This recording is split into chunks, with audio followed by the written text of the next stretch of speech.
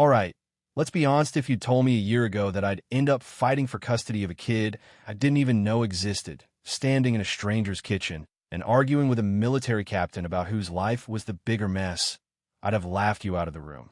But here I am, living proof that life's got a wicked sense of humor, and sometimes you just have to roll with the punches even if they come wrapped in a baby blanket and a set of dog tags. It all started with a choice, or maybe more like an ultimatum.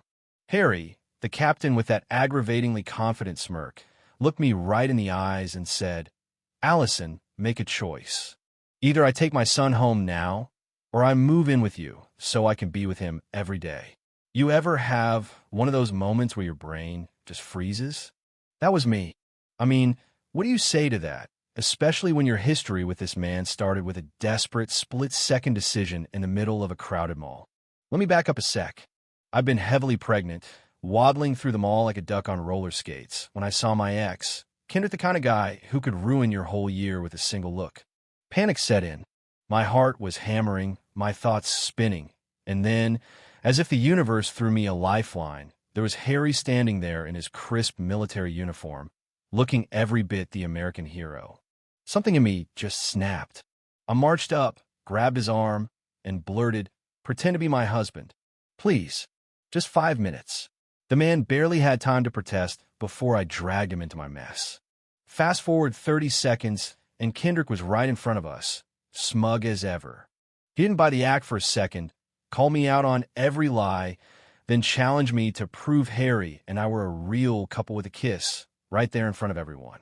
My pride was on the line, but so was my sanity, so I kissed Harry. Not a little peck, either. I went for it. The world spun, Kendrick's jaw dropped, and Harry just stood there looking like someone had short-circuited his brain. But you know what? In that ridiculous, awkward moment, I realized life wasn't giving me a choice. It was daring me to take control. But it wasn't over, not even close. As soon as I rushed out of the mall, my body decided it was time for the main event. Contractions hit me like a freight train. The pain, the panic, people staring and doing nothing. And then because my luck can't make up its mind, Harry showed up again. I begged him to help, and after a little soldierly grumbling, he scooped me up and ran through the crowd, nearly dropping me once or twice, until we burst through the hospital doors, breathless and half crazy. Yeah, that happened. Minutes later, I was in a hospital room, cradling my newborn daughter, Sophia, while Harry argued with me about whether dropping me on the sidewalk counted as heroism or attempted murder. He could have left right then, but he didn't. He stayed, asked about Sophia, and for a second almost forgot how complicated everything had become. But the real twist wasn't the baby, or Harry, or even Kendrick lurking in the background like some bad memory you can't shake. It was Liam's adopted son, the sweetest, bravest kid you'll ever meet. He found a photo that didn't belong to us. A photo of a baby that looked just like him.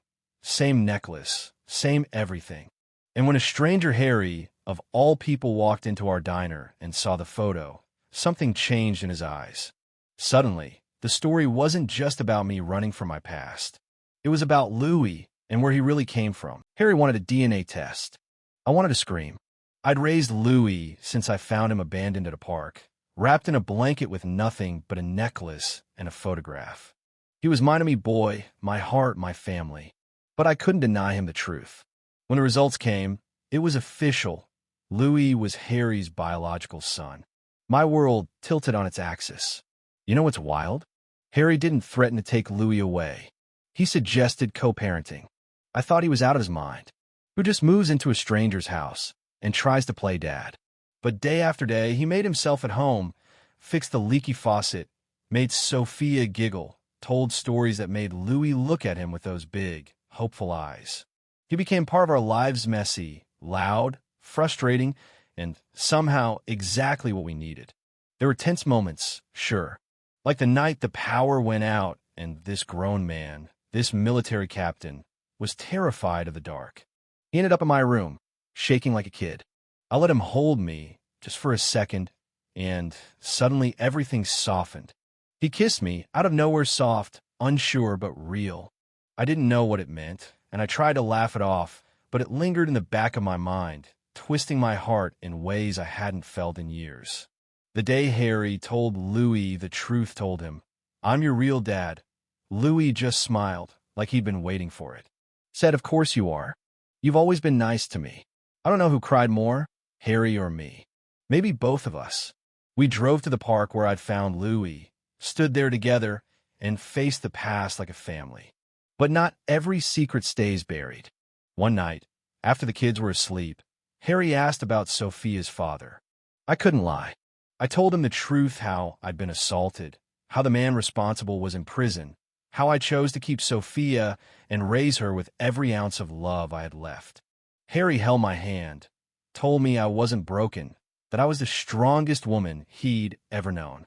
I cried for the first time in years, and in that moment I knew he meant it. 6 months later, we stood together in a sun-drenched garden, with Louis, Sophia, Amy, and everyone who mattered most. Harry promised me forever. I promised him I'd let him in, scars and all. We weren't perfect, not even close. We were complicated, a little battered, but fiercely, stubbornly together. And yet, as I look at the life we've built, 2 kids, 2 adults who should probably know better, a house full of laughter and chaos, I wonder, did we do the right thing? Was it fair to Louis, to Sophia, to ourselves?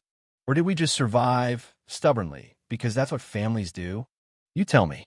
Was it right for Harry to fight for his son? Was I selfish to keep Louis from his past? Do we owe our kids the truth, no matter how much it hurts? Or is love the messy, stubborn, relentless kind the only thing that really matters in the end? Drop your thoughts in the comments. Let's talk about what justice, family, and forgiveness really look like, because maybe, just maybe, there isn't only one right answer.